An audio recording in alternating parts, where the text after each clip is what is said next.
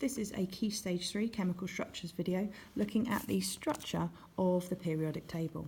The periodic table organises all elements into groups, which are the columns, based on similar properties. So we can see on the left hand side we've got group 1, the alkali metals, and they have similar properties to each other.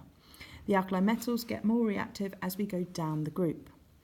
And we can see then that we've got group 1, group 2. This block here is called the transition metals. Group 3, 4, 5, 6, 7 and then 0 at the end. Now 0 was called group 8 and it represented 8 electrons in the outer shell of the atom.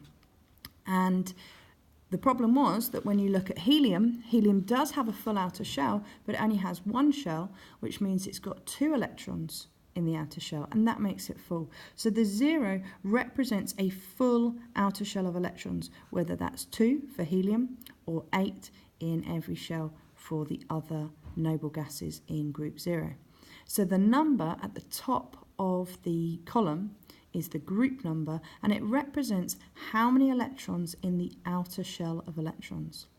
We've also got the elements separated into different rows. These rows are called periods, and we mustn't forget this one at the top, okay?